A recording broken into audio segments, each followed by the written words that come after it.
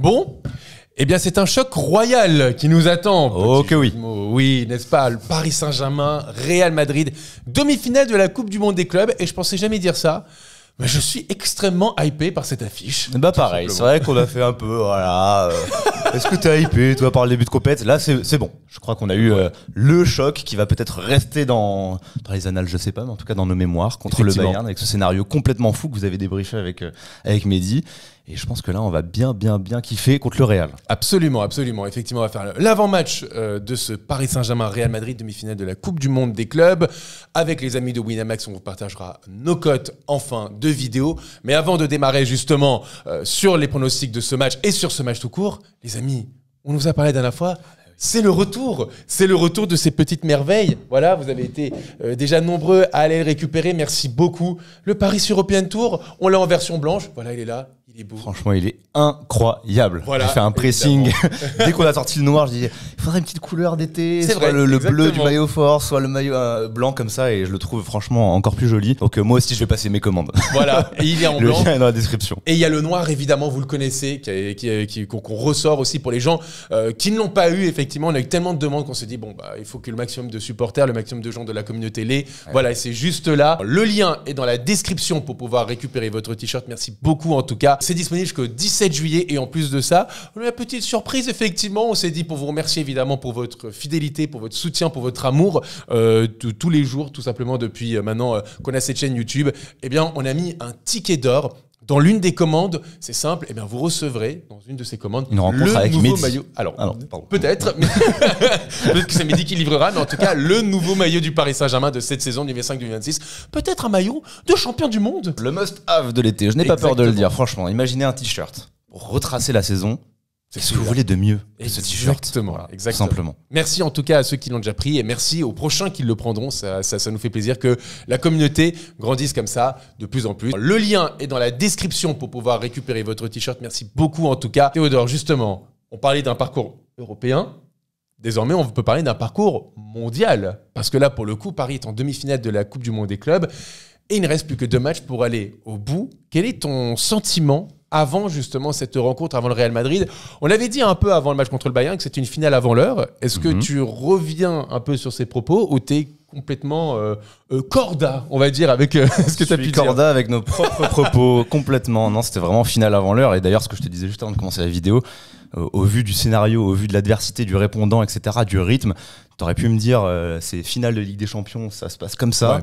Franchement, j'aurais pas été choqué. Ah, t'imagines en finale de Ligue des Champions, c'est ça, à 9 contre 11, tu gagnes à la fin. Wow, les émotions de déjà dans le scénario, tu vois, même dans vraiment le rythme qui a été appliqué par les deux équipes, le répondant, tout ça, le jeu de gardien. Bon, il y a eu cet accro avec Musiala, on pense forcément à lui. Bien sûr. Mais sinon, non, incroyable. Tu vois, moi, j'étais là à bouder un peu mon plaisir, en train de me dire, oui, forcément que je vais allumer la télé, mais j'aurais peut-être préféré avoir ce choc dans de meilleures conditions plus tard.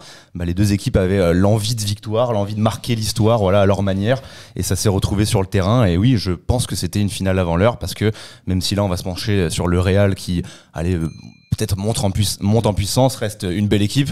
C'est toujours compliqué de battre le Real en demi-finale, évidemment. Mais le Bayern, je maintiens qu'au niveau de son effectif, il n'y avait pas plus fort après le Paris Saint-Germain dans cette compétition. Bien le t-shirt, voilà.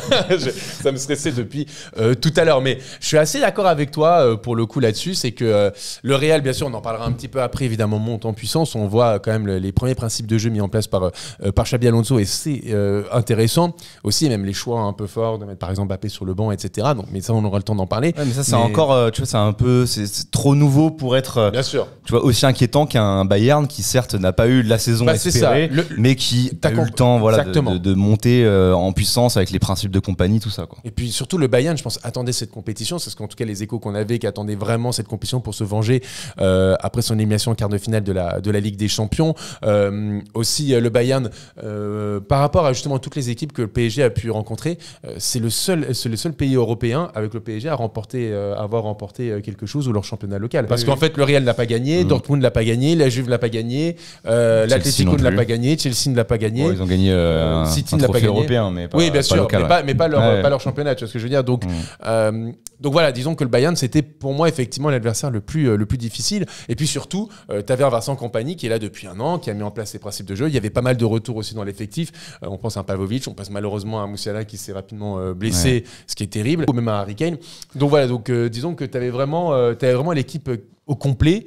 Et je trouve que ce match était incroyable. Et je vais te dire, et ça va nous permettre comme ça d'avancer vers le match sur le Real Madrid, c'est que depuis le début, j'ai l'impression que ce ne sont que les observateurs qui disent « Ouais, mais cette équipe du PSG, elle est un peu cramée. Peut-être qu'ils devraient un peu lever le pied. Peut-être qu'ils ne sont pas à 100%, c'est compliqué. » Quand tu vois l'état d'esprit de cette équipe, quand tu vois l'implication des joueurs, quand tu vois juste la célébration, même parce que quand il y a le but de Dembélé, c'est la même célébration qu'en finale avec des champions. Ouais. Les joueurs qui rentrent sur le terrain comme ça, à célébrer, etc. C'est la même chose. Tu as l'impression que les joueurs, eux, il n'y a pas de fatigue, il n'y a pas de tout ça, il n'y a pas c'est un sous-trophée, etc. Pour eux, clairement, ils sont dans une méta, dans une mission, c'est simple, ils veulent marquer l'histoire. Là, ils sont bien partis parce qu'il faut se rendre compte quand même, peut-être que, comment dire, les gens vont se dire, parce que c'est Paris Saint-Germain, c'est un club qui quand même qui divise, etc. Mais il faut se rendre compte quand même de l'année 2025 du Paris Saint-Germain, qui est bien évidemment là, sur le t-shirt. Voilà. Mais au-delà de ça, noir sur blanc ou blanc sur noir, comme vous voulez. Avec du rouge. Voilà. Le lien est dans la description, tu sais, à chaque fois. Mais contre des équipes, on va dire, du top 10, top 15 européen, le PSG, c'est quand même victoire contre City. En 2025. En 2025, on précise. Victoire contre City, victoire contre Liverpool, double victoire contre Arsenal, victoire contre l'Inter, victoire contre l'Atlético, victoire contre le Bayern.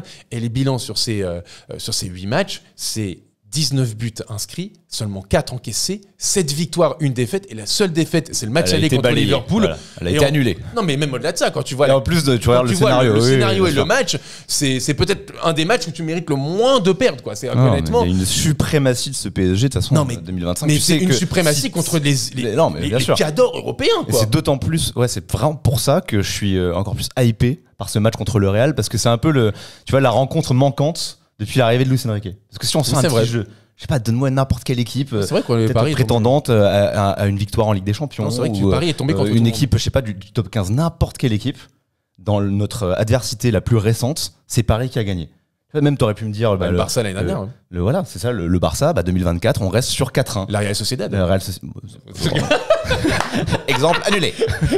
Non mais voilà, City, tous les clubs. T'as fait City, Liverpool, Arsenal, l'Inter, t'as fait Liverpool, l'Atlético, le Bayern. Ça peut être n'importe qui. Le Barça, on l'a dit. C'est vrai, les prétendants. Ouais, c'est vrai, complètement. T'as raison. Parce que t'aurais pu me dire même l'Atlético ou le Bayern, parce que saison régulière, mais l'affront a été lavé. Il y a eu vengeance. Donc maintenant, l'élément manquant, celui qui n'a pas pris encore la drill Luis Enrique, c'est le Real Madrid. Absolument. Le Real Madrid, donc, qui arrive dans cette Coupe du Monde des clubs en demi-finale. Donc, ils ont éliminé le Borussia Dortmund, victoire 3-2 dans un match un peu ennuyeux jusqu'à ce qu'on arrive à la 90e minute. Et là, c'était un peu dingue. Ils jouent contre une Juve que j'ai trouvée plutôt moyenne. Ensuite, ils ont eu, dans leur phase de poule, ils ont joué contre Al Hilal, Pachuca et Salzbourg. Salzbourg, absolument. C'est peut-être leur meilleur match. Oui. Mais bon, on a vu Salzbourg, nous, quand on a joué contre eux, c'était pas non plus la panacée, on va dire. Comment est-ce que tu sens cette équipe du Real Madrid ? En quoi est-ce qu'elle peut inquiéter, on va dire, cette équipe du PSG qui, on rappelle, du côté du PSG, c'est tombé ce matin au moment où on tourne ce talk. Bon, un peu plus tôt dans la nuit parce qu'il était 4h du matin quand il y avait ça, mais là, voilà. Mais Pacho et Lucas Hernandez, c'est fin de Coupe du Monde des clubs pour eux. Ils sont suspendus. C'était le seul moyen de donner du temps de récupération, de vacances pour ce pauvre Pacho. C'était qu'il sort de son match. Alors qu'il avait, encore une fois, livré une belle partie, je trouve. Monstrueux. Du côté du Real, c'est Dean Huijsen qui sera absent, qui a pris donc qui a considéré un penalty et le carton rouge à la dernière minute aussi de ce match un peu fou contre le Borussia Dortmund. Ouais, c'est 3 absences du coup qui vont beaucoup peser pour les deux équipes. Bon, principalement Pacho, parce que Pacho, dans tous les matchs que tu as listés, à chaque fois il est présent. Tu vois, même tu peux ajouter Aston Villa, match aller où Marquinhos n'est pas là. Lui est présent, donc c'est une donnée nouvelle et c'est le seul point où, tu vois, j'ai pas un doute, mais en tout cas j'ai un point d'interrogation. Où je me dis comment va réagir ce Paris Saint-Germain qui à chaque fois a pu se reposer sur son roc défensif, tout simplement. Je vais même te dire, les prolongations à Anfield où tu mets exactement, Marquinhos sort et c'est Pacho Beraldo et ça Beraldo rentre. Ouais.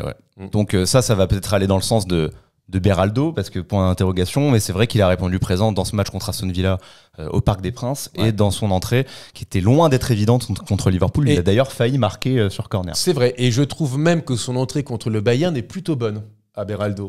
Il gagne pas mal de duels aériens et tout, donc j'ai trouvé que son entrée était bonne aussi. C'est vrai aussi. Mais en tout cas, vrai point d'interrogation, et d'autant plus que t'as plus de backup en fait. T'as plus de backup, là, comme tu l'as rappelé, si t'as une éventuelle qualification pour la finale. Au final, tu n'as pas non plus Pacho, tu n'as pas non plus Lucas Hernandez, donc les vieux pères, ils vont devoir serrer les dents, absolument éviter des prolongations, parce que ça, c'est une donnée qui peut jouer en notre défaveur par rapport au Real Madrid, même si, comme tu l'as dit, comme tu l'as rappelé, Dean Huijsen ne sera pas là, et lui, c'est quand même un élément très très important de ce nouveau Real, qui était une des priorités directement de Xabi Alonso, qui était recruté. Ils ont levé la clause et il a pas tardé, je trouve, à montrer toutes les qualités, son influence ballon au pied sur les relances, sur comment gagner des mètres, briser des lignes. Il était ultra important. Et là, la charnière du coup qui sera, je pense, avec le retour de Raúl Asensio et Rudiger, à ce niveau-là, ça sera peut-être un peu plus limité. C'est force du Real Madrid, la confiance. La confiance, petit à petit. Alors, ils ont commencé timidement parce que tu as eu ce match nul contre Al Hilal, tu as eu ce match contre Pachuca, les Pachuca, qui pourrait être une sauce salsa, vraiment. Ou un cocktail. Ou un cocktail. C'est vrai que c'est mal. Vous pourriez me rajouter un peu de citron dans mon Pachuca? J'aime bien. Okay. Appropriation culturelle, attention. Et disons que dans cette situation, je trouve que le Real Madrid monte en puissance avec ce match contre Salzbourg. Bon, après, on connaît l'adversité de Salzbourg qui n'est pas extraordinaire, mais voilà. Et puis tu élimines la Juve, et puis tu élimines le Borussia Dortmund. Donc, Salzbourg, c'est le plus abouti. C'est là où tu peux voir les préceptes de Xabi Alonso, récupération du ballon, transition rapide, qui vont peut-être être un petit peu limitées, comme on l'a dit, avec l'absence de Dean Huijsen, qui était la première rampe de lancement. Et puis, aussi, tu peux te poser des questions sur le retour de Kylian. Est-ce qu'il va jouer? Je pense que oui. Je pense que l'adversité face au Paris Saint-Germain, elle a une bonne place dans sa tête. Donc, je pense qu'il poussera pour être présent, évidemment.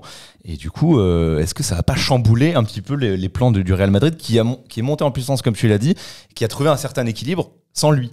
Parce que par exemple, un Vinicius, je l'ai trouvé très très bon, comme je l'ai pas vu à ce niveau contre Salzbourg. C'est vrai. Je l'avais pas vu de toute la saison comme ça. Après, il était un peu plus éteint contre Dortmund, par exemple. Ouais, mais Salzbourg, vraiment, il m'a impressionné. Petite talonnade, le sang-froid à l'entrée de la surface où il marque du gauche, il me semble. Et en parlant du côté gauche, lui trouver plus de liberté aussi à ce niveau-là, là où quand c'est avec Kylian, il se marche un petit peu dessus, alors que c'est un peu plus évident, je trouve, au niveau complémentarité, avec Gonzalo Garcia qui marche sur l'eau. Au niveau de la finition, c'est 4 buts, une passe décisive. Donc vraisemblablement, si t'as Kylian qui revient, c'est Garcia qui va en payer les frais. Ou alors peut-être que c'est ce que disait l'ami Waïda Cherchour, peut-être que c'est Vinicius qui pourrait sortir et tu ferais une attaque avec Garcia et Mbappé. Bien sûr, on verra, mais ouais, gestion des égos en tout cas, et ça serait un nouveau paramètre à prendre en compte. Alors que tu as un équilibre, et c'est pas pour tout remettre en compte, pas pour faire une espèce de délire autour de Kylian Mbappé, mais c'est des vraies questions qui se posent. Bien sûr. Tu regardes les matchs du Real, t'as un équilibre. Tout n'est pas parfait, mais t'as des joueurs comme même Bellingham, je trouve, penche plus à gauche. Quand t'as Mbappé, ça pèse. Et quand t'as Mbappé, t'as un joueur qui veut aussi prendre le jeu à son compte, alors que c'est pas forcément ses qualités, il en a d'autres.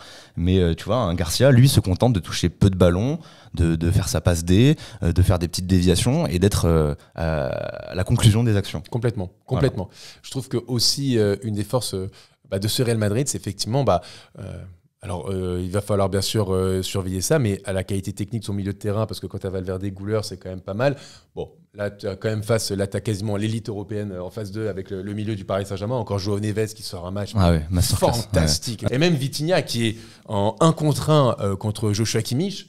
Et honnêtement, je sais pas si parfois tu as vu ça, et c'est là où je me suis dit, Vitinha, il a pris quand même une autre dimension. C'est parfois, il était en 1v1 face à lui, et c'était presque le truc de, ok, viens me la chercher maintenant. Et le dribbler, tu vois, sur un moment, il fait partie de la défense centrale. Exactement, il est en 1 contre 1, vraiment comme ça, et il arrive à le dribbler et à le décaler. Je fais, ok, j'ai compris. La confiance. Confiance. C'est un autre joueur. Je trouve que quand même, cette équipe du PSG, peut-être là où elle est plus en difficulté, c'est justement face à des milieux de terrain où il y a beaucoup d'impact physique. Tu vois, genre, c'est pour ça contre le Bayern, ils ont été un peu plus en difficulté parce que quand t'as le Bayern qui met beaucoup d'impact, beaucoup de physique au milieu de terrain, c'est plus compliqué. Contre Arsenal aussi, c'était compliqué quand t'avais du Thomas Partey, quand t'avais du Merino. Ouais, finalement pas tant que ça. C'était le grand jeu même de Mehdi qui nous rappelait. Alors Partey, il a tout changé. Non, pas tant que ça. Non, mais t'avais quand même au match aller, au match retour, je veux dire.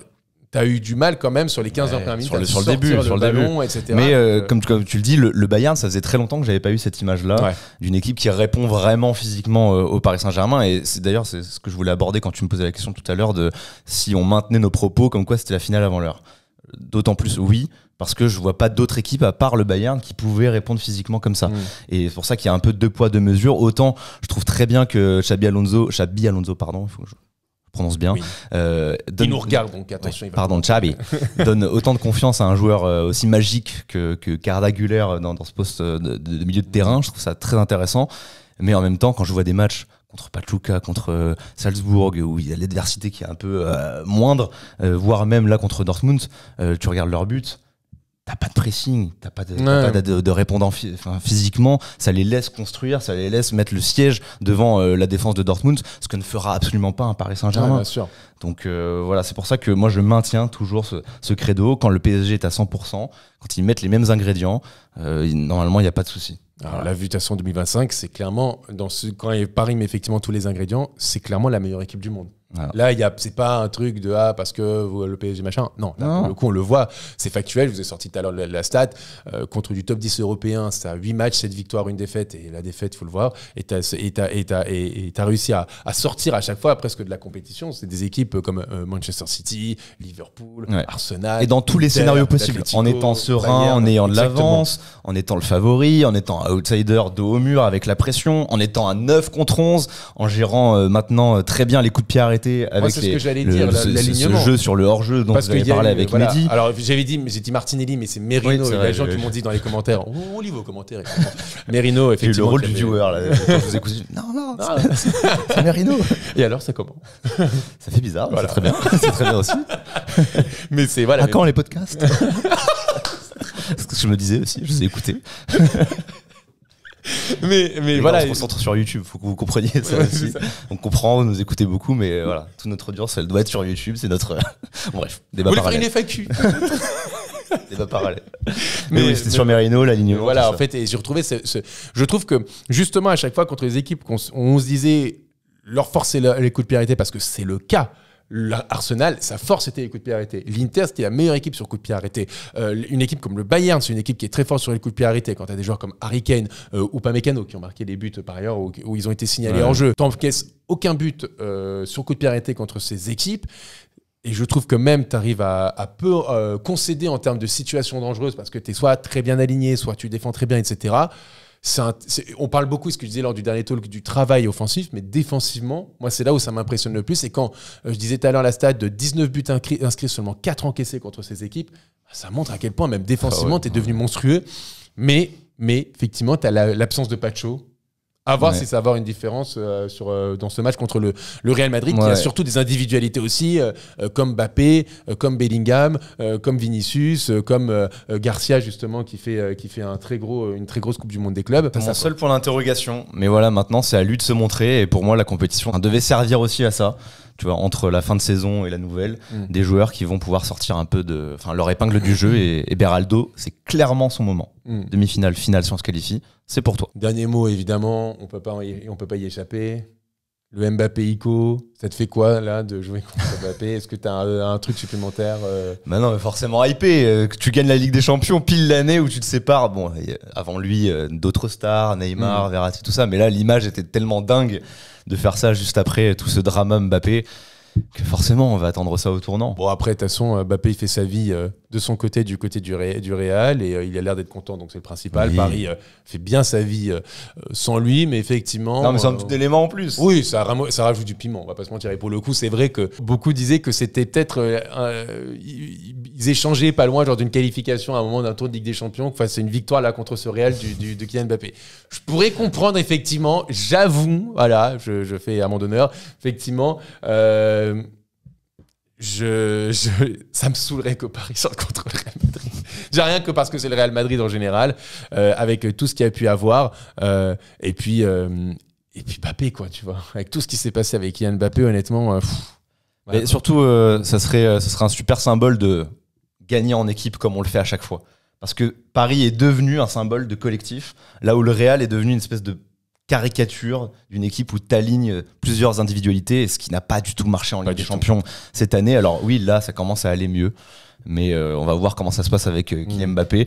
Et ouais, il faut que ça soit une source de motivation pour l'équipe, pour le Paris Saint-Germain, voilà, qui a montré que sans lui, ils se sont construits et ils ont eu le plus beau visage de leur histoire. Clairement. Littéralement. Donc voilà, supplément d'âme, je pense que Nasser va bien les booster juste avant le match. Et voilà, bon, il a retiré sa plainte, j'ai vu, contre harcèlement moral. Oui, donc merci. Ouais, merci Kylian. Merci à lui. Quelle élégance. Maintenant, tu vas voir comment on harcèle le porteur du ballon sur le terrain. Joao Neves, la fusée, c'est pour toi aussi. On est d'accord. Voilà. On est d'accord. Bon, bah maintenant, il faut passer au prono. Ouais, juste petite dernière question sur les compos. Plutôt Doué, plutôt Barcola, le choix du riche, parce que t'as Dembélé qui vraisemblablement retrouvera sa place de titulaire. Et ça aussi, c'est un élément à prendre en compte. Oui. On a fait tout ça en Coupe du Monde des clubs, c'est vrai, sans le potentiel Ballon d'Or. Bah, c'est-à-dire que même il a marqué son but là en entrant, mais principalement c'était sans lui. C'est-à-dire que contre Arsenal, tu joues sans lui, tu te qualifies. Contre l'Atlético, tu gagnes 4-0 sans lui. Et là, contre le Bayern, tu te qualifies. Avec lui qui joue que 20-25 minutes. Quoi. Ouais. Donc disons que c'est montre à quel point cette équipe du Paris Saint-Germain est forte. Mais oui, je vois moi Doué. Doué, parce qu'encore une fois, moi c'est toujours les mêmes arguments pour Barcola. Je pense qu'en sortie de banc, Barcola, il peut t'amener de la folie. On l'avait vu contre l'Inter, son entrée est excellente quand même. Alors malheureusement, il marque pas ce but, mais il est passeur décisif et son entrée est excellente. Et puis Doué, ça serait quand même dur de le sortir, alors qu'il marque un but quand même hyper important contre le Bayern. Et que force est de constater que c'est quand même l'homme des grands matchs, quoi. Il marque en finale avec des champions. Je suis perdu. À chaque fois, je suis perdu sur ce débat. De toute façon, à chaque fois que je dis un truc, je me trompe. Donc, moi, j'étais plus porté vers Barcola. Okay. Parce qu'avec retour de Dembélé, de Kvara, c'est deux joueurs qui tirent beaucoup au but. Et moi, je me fie aussi à ce que dit Dembélé. Ah, quand je vois Barcola sur la compo, je suis content parce que je sais que je vais marquer. Okay. Et moi, je suis très séduit par le retour dans la compétition de Barcola. Je trouve qu'il est très collectif, même s'il a ce goût du sang en moins, justement, dans ses 1v1. Il a perdu 0,5 au conseil de classe à cause de ça. Ouais, ça, c'est dommageable. Mais je le trouve vraiment tellement bon dans le collectif. C'est le meilleur passeur européen, il me semble, en 2025. À vérifier, mais en tout cas, il l'a été un temps et il est ultra précieux à ce niveau-là. Encore là, contre le Bayern, il lance Kvara dans les meilleures conditions, en profondeur. Et juste après, t'as Neuer qui sort un arrêt exceptionnel. Extraordinaire. Et ouais, moi, je serais plus porté, je pense, vers Barcola parce que je trouve que Doué, à part son but et son match quand même globalement intéressant contre le Bayern, on va pas se mentir, Coupe du Monde des clubs en demi-teinte pour lui. Ouais. Donc tactiquement, son match contre le Bayern, il est pas. La première action du match, il doit, je pense, décaler Kvara. Ouais, mais c'est sur ce genre de truc où je trouve que, sans tomber dans une polémique du tout, le groupe vit bien, continuer comme ça. Mais j'ai vu Doué qui aurait dû décaler sur la gauche Kvara qui à un moment aurait dû redécaler pour Doué. Je sais pas s'ils se rendent un peu l'appareil à ce niveau-là. Mais voilà, j'ai envie de voir un trio avec Barcola sur ce match et peut-être une entrée de Doué, surtout si jamais ça va jusqu'en prolongation. Lui, il a très bien montré contre Liverpool. Donc je trouve que les deux se valent, mais j'irai plus vers Barcola. Dites-nous dans les commentaires comment vous voyez les choses. Exactement, dites-nous dans les commentaires, plutôt Barcola ou plutôt Désiré Doué dans ce match contre le Real Madrid. Et enfin, dernier truc, j'ai envie de dire qu'on va retomber du côté du PSG contre une muraille. Tu es déjà tombé contre Manuel Neuer, là tu tombes sur Thibaut Courtois qui sort un arrêt contre Sabitzer. Wow. Il a dit je voulais pas aller au prolong. J'ai mis toute mon âme sur incroyable. Il avait anticipé le rebond, non, c'est trop fort. L'arrêt est extraordinaire. Ouais. On passe au prono ? Allez, on passe au prono qui sont sponsorisés par les amis de Winamax. Vous en avez l'habitude, les amis Winamax qui nous ont accompagnés toute la saison. Et ça fait plaisir, on les remercie bien évidemment. On va vous proposer, comme toujours, ce qui est la meilleure offre du marché. Eh bien, c'est simple, avec notre code CS10, ça vous permet d'avoir 10 € offerts sur votre premier pari. Donc déjà, ça c'est acté, tu as déjà plus 10 €. Et en plus de ça, au cas où soit tu gagnes, et donc tu gagnes avec 10 euros en plus, soit tu perds, et bien tout simplement, tu récupères la somme que tu as investie jusqu'à 100 euros. En cash, voilà. Pas free bet, ce sera en cash sur ton application. Si vous voulez vous lancer, c'est l'occasion, vous aurez la meilleure offre. Et en plus, vous nous soutenez directement. Donc merci à vous, le lien est dans la description. Exactement. Et vous connaissez les 2 disclaimers. Le premier, c'est que si tu as moins de 18 ans, frérot, et que tu as envie de jouer, pas possible. Tu n'as pas le droit. Même si tu as envie de jouer, tu n'as pas le droit, c'est ciao. Et le deuxième, les amis, ne jouez pas de l'argent que vous ne pouvez pas permettre de perdre, c'est important. Si vous êtes là, c'est l'été, vous pouvez profiter des vacances. Donc là, vous savez, c'est pas une science exacte. Le football, on l'a vu à de nombreuses reprises. On dit à chaque fois, tu pimentes ton match, c'est sympa, avec tes potes, tu vibres encore un peu plus. Exactement. Et voilà, on se met pas en danger pour des paris, c'est pas un moyen de s'enrichir, tout simplement. Du coup, ceci étant dit, nos pronos. Exactement. Jonathan, pour une fois, j'ai envie que tu commences. À chaque fois, je me mouille. Je veux ton prono. Mon prono, c'est simple. Je vois malgré tout la qualification du Paris Saint-Germain et la victoire du PSG. Les 2 équipes qui marquent, la cote est à 3,40 chez les amis de Winamax. Et pour pimenter justement cette petite cote, parce qu'il a des occasions à chaque fois, on sent qu'il est pas loin de marquer, mais il n'y arrive pas. C'est Kvaratskhelia et je vois Kvara buteur, PSG, les équipes qui marquent et Kvara qui marque. La cote, elle est à 6 chez les amis de Winamax. Donc, si vous jouez 20 euros, eh bien, avec notre code, ça se transforme en 30 euros. Et donc, 30 euros se transforme en 180 euros. 180 euros. Moi, je vois bien j'aime beaucoup. Moi, j'irais tout simplement sur Paris qui gagne à 2,30. Je trouve que pour une cote aussi simple, elle est intéressante, elle se suffit peut-être à elle-même.